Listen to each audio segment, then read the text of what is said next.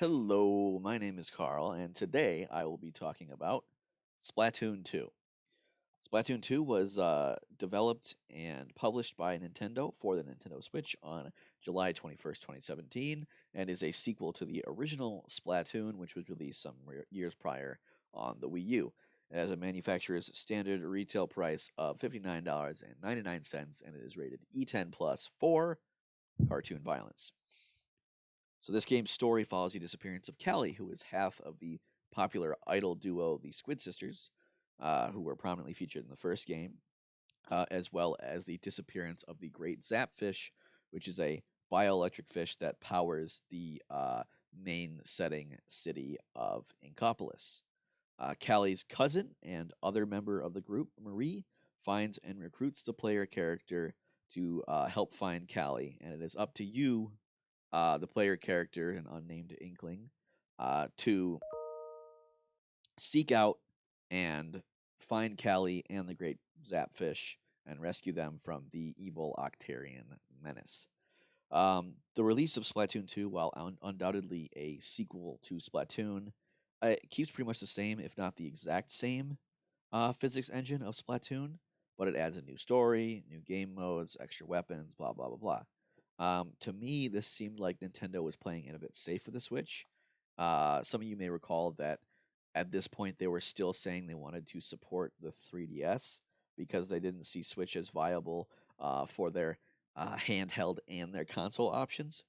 So they released Splatoon 2 because Splatoon was so popular on the Wii U. They just basically want to repackage it and throw it onto the Switch. Personally, I really liked this first Splatoon. I'm not a fan of shooting games, but I thoroughly enjoyed that game, so I happily bought this one, knowing that maybe it wasn't going to be a super duper overhaul of the entire game. Um, so yeah, let's just dive into the review. Gameplay wise, Splatoon and Splatoon 2, like I said, they have a similar engine, so a lot of things that I'm talking about in Splatoon 2 are carried over from the original game. Splatoon has some extremely unique gameplay where you play as an Inkling, which is a creature that is part kid and part squid, as they describe it. As a kid, you can walk around, hold your weapons, and use them to spread ink on the ground and walls. And as a squid, you can swim through any inked surface, floor or wall, which also refills your ink tank. However, you can't swim through your opposing team's color of ink, and your walking speed in your opponent's ink is severely reduced as that ink slowly covers you. Get covered in too much of your opponent's ink, and you will be splatted. You explode in a shower of the enemy's ink, and you're sent back to your respawn point. This whole Kid Squid duality is, in my opinion, a really genius way to add a huge layer of depth to the gameplay. So not only if you're fighting with an opponent, you're directly fighting them by trying to spray them with ink and cover them with it, you're also fighting your opponent by battling over the control of the ground itself, because if the ground is your color, you have a distinct advantage. So this means that at any moment you're not directly engaging with the enemy, you can potentially be inking the ground and the walls to increase your strategic advantage for future confrontation. So that creates a situation in which there's always something for you to be actively doing, whether there's an enemy in front of you or not. And in that way, it keeps the pace of the game. Even when you're not directly involved with the action, you still have something to do. You're still constantly thinking about, okay, what can I do to change the situation to my advantage? And while, like, of course, if you're controlling two different modes of a character, the controls are going to be rather complex. But Nintendo has done a pretty dang good job of packing all that complexity into the controller. Holding down ZL turns you into the squid. Releasing it has you revert, very intuitive. ZR fires your weapon. R fires your sub weapon. You don't really use it that much, so it's mapped to a less used button. Y resets your camera position to straight ahead, and you press B to jump. So you have 4 or 5 different buttons, but mapped pretty well. But the biggest and arguably most important thing you need to control is your aiming. So Nintendo could have just mapped it to the camera, your reticle is always in the center of your camera, and then if you move the camera, then the reticle stays with it. But the problem with using a right stick um, to control a camera, it's very hard to intuitively and precisely control your camera with a right stick, even if you were to um, make it so that the farther you move the right stick over, the faster the camera moves. That sort of thing is really hard to make intuitive, and that can make or break a shooting game if the aiming stinks. Um, and so usually, like with a PC, you just map it to the mouse. Very simple. You move your hand around, it moves the reticle around. Kid Icarus Uprising on the 3DS managed to do it with a touchscreen, but the Switch doesn't have either of those. So instead, um, the Switch tries to achieve this same effect using the gyro controls of the controller. Yes, your camera stick moves the camera for big movements, but for fine-tuned movements, you can move your controller and have the gyro move the scope in the game. And does it work intuitively? Yes, absolutely it does. Surprisingly, in Splatoon 1 they did, and they do in Splatoon 2. Um, it might be, however, that gyro is a little imprecise, and I'm just not realizing it because the main weapon in the game is called a splatter shot. It's a pun on scatter shot, so it's not exactly the most precise weapon. So it might, like the spread out nature of that weapon might hide the fact that it's not as precise, but I don't really notice it. Um, yeah.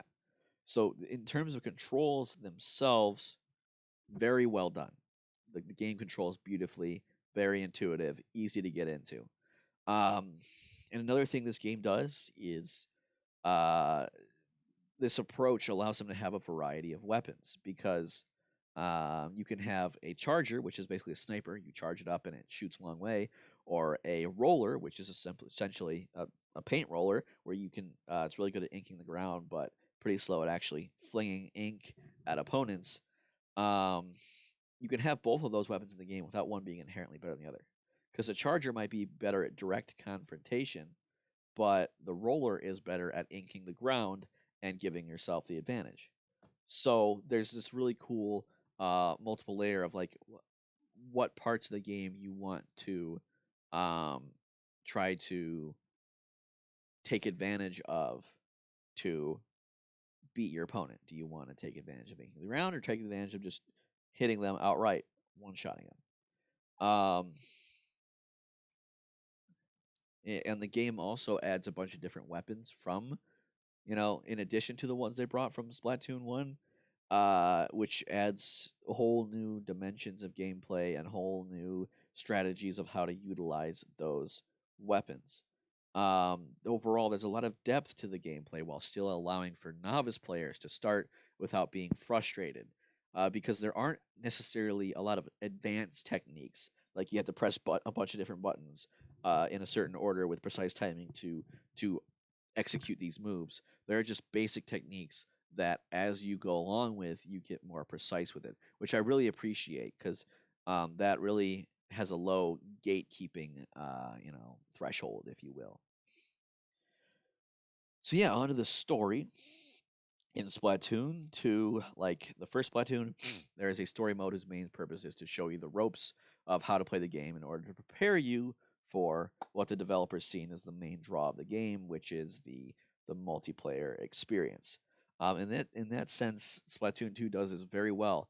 After playing through the story mode, which gives you a practice with all sorts of different weapons, I felt very much refreshed with how to control an Inkling and how in this game the different weapons can be utilized to play the game. I felt very much ready to take on the competitive modes instead of like other, like say a fighting game that might just start you out, run you through a quick button tutorial, and then throw you in the deep end. And people have figured out all sorts of things about the game, and you're just way out of your depth because you don't know the specific meta of exactly how to play the game. You know. As for the story itself, I mean, there's nothing too amazing or too awful about it. Like, it's pretty middle of the road. As I mentioned before, you're helping Marie try to find her cousin Callie, as well as locating the Great Zapfish, so you can save Inkopolis's power grid. Um, the writing is witty and self-aware as always, but as for the actual storyline, it's just serviceable. Like it's kind of the storyline is an excuse for the gameplay, as which happens in a lot of video games. Um, One thing that was cool that I want to mention though was that in the final Splatfest, which is like the online competitions they would hold as events in the game, was Callie versus Marie in Splatoon 1. And Marie won, and because Marie won that Splatfest, they made it so that Callie got kidnapped in Splatoon 2. And they said that if Callie had won that Splatfest, they would have had Marie get kidnapped in Splatoon 2, which is pretty cool that they took something from the last game and they incorporated it and said, like, they used the thing of, okay, Callie was depressed after she lost the Splatfest and then got kidnapped. Um, and, like, there was some contention there. It was just a little nice touch. Um, as for the world itself, the story building and lore of the world itself, uh, I'm kind of cheating in this review and I'm borrowing from Splatoon 1's lore. Um, in that game, when you collected various special, hidden items in the story mode, it would it would spell out this storyline in which you find out that the world itself is Earth. It is the world that we used to live in, and this is millennia in the future. There was a great flood that rose up and made all humans go extinct because there wasn't enough land to live on. And then after the recedence of the waters, um, more sea creatures climbed on land and evolved into various intelligent life forms. Um, and so in this vibrant world that they've created, there's this ridiculous, like delightfully over the top emphasis on being hip and fashionable. Everyone's wearing these ridiculous ensemble outfits. I remember one character that sticks out to me has a shirt with a zipper the size of their hand. Like, imagine if this was a zipper. It's freaking ridiculous. But and everybody's obsessed with like being hip. They say things like fresh all the time. You beat a level and it might say noise, Noice, instead of nice. During a special events, a Splatfest, your score is known as your clout. I mean, it's hilarious. Like it's just over the top on how much of a hipster everybody wants to be. So the world itself is it's full of personality, and I love it. In terms of the game modes actually offered, Splatoon 2, again, the gameplay is what shines through. You can have all sorts of different game modes and have them all work in the context of the game. The basic mode, Turf War, that's your simple one where you try to ink as much turf as possible at the end of 3 minutes or whatever. Whichever team has more of the ground their color wins. Then once you do some of that, you reach a certain level, you can do ranked battles. There's splat zones where there's certain areas that you have to keep inked for a certain amount of time. There's tower control where there's like a tower that you can jump on and it moves along a path, and then you try to advance it farther in your enemy territory. Then your enemy advances it into your territory.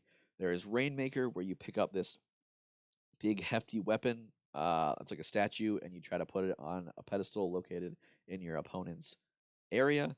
And then there's Clam Blitz, which is new to this game, where you have to pick up clams and throw them into your opponent's basket.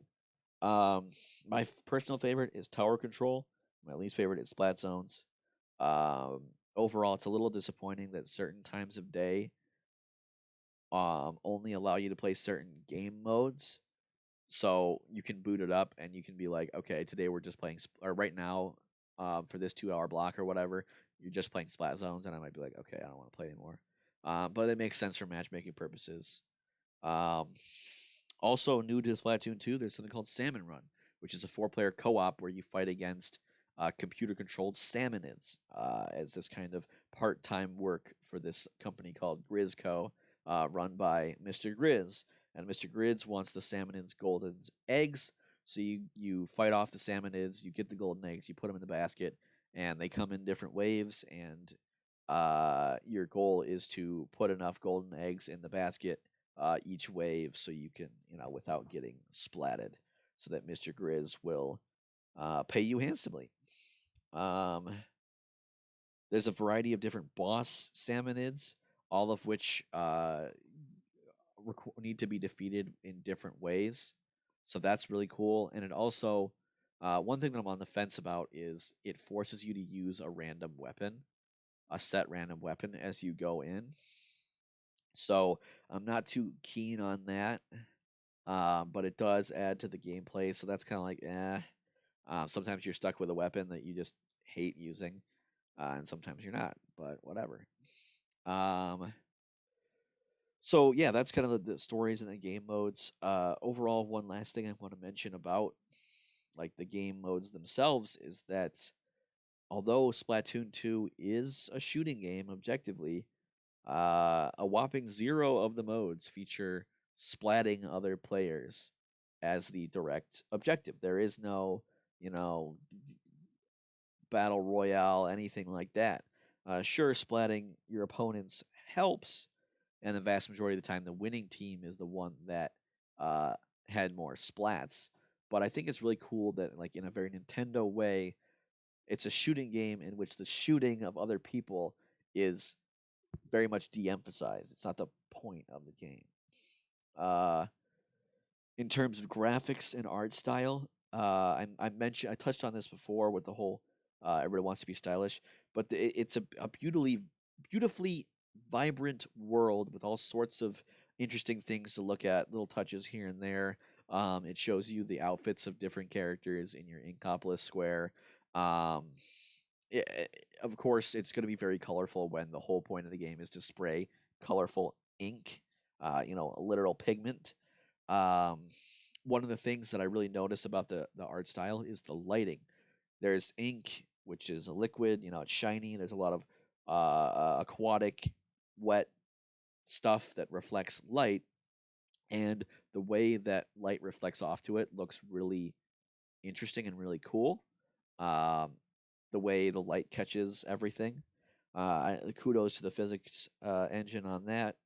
Also, the physics of the ink looks really nice. You can see kind of there's like the surface tension almost, where if you spray something on the ground, a drop of water, it's not flat.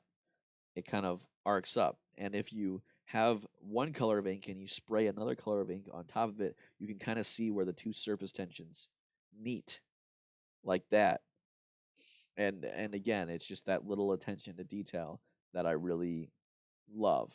And it's kind of important, that attention to detail, because what color ink you're standing on matters. So the fact that the art is really clear of what color is where is really, really helpful and lends well to how the game flows. Moving on to music, there are lots of different styles of music in the game. There's like a rap kind of style, pop, grunge. I don't know if that's what you call it. Um, Almost all of them are sung with or accompanied by these gibberish inkling vocals that have the interesting effect of making you almost think you hear English lyrics. And I'm wondering if they ran like English lyrics through a like a garbling thing or something.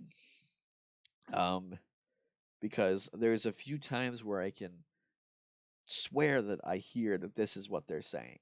But then later in the song, I have no idea what they're trying to go for. So I don't know. Who knows? Um, Also, the music, the main mascots of the game, the ones that like give you all the news of what game modes and whatnot, is a music group. So music is kind of like more in your face than other games, but it's fine to me because the music doesn't annoy me. I wouldn't go out and buy the soundtrack or anything like that, but I enjoy listening to the music. It does help more than hinder the game. Um, in terms of the sound design itself, there's a lot of splashing and splooshing and squishing sounds as ink is sprayed everywhere. Luckily, it's not a gross sound like the sound of slime getting squelched, like a like it's not like that. It's just like the sound of water splashing, more like. Um, but the sound design matches what is happening really well, which is cool. That it like it must be pretty hard to match the sound design up with liquids just being sprayed in globs. Also, the sound of the weapons spraying things, the like it all sounds very accurate and what I would expect to hear from this sort of thing. Um, yeah, and that's it for the main body of the review. On to the conclusion. So, all in all, Splatoon 2 is a solid continuation to an already great game. Nintendo did a really good job, I feel, taking Splatoon 1, giving it a facelift, giving it a bunch of new stuff and a new storyline, and porting it to the Switch, essentially. It's really a game I can recommend to anyone. I'm not a fan of shooting games to begin with, but I love this game. Um, no matter who you are, if you like video games, I think you can pick this game up. Learn it very well and enjoy it. And even if you don't like online, I think the storyline, the story mode is worth maybe not the entire $60, but it is still a something to sink your teeth into. Um, and for that entire recommendation, I'm going to give it a 9. It's amazing. Like I said, no matter who you are, I think that you will, if you own a Switch and you pick this game up, you won't be disappointed. But so yeah, that's my review of Splatoon 2. If you liked what you saw, I hope you like, comment, and subscribe. If you particularly agree with or disagree with anything that I said, feel free to leave a comment below. And as always, have a wonderful day. Bye.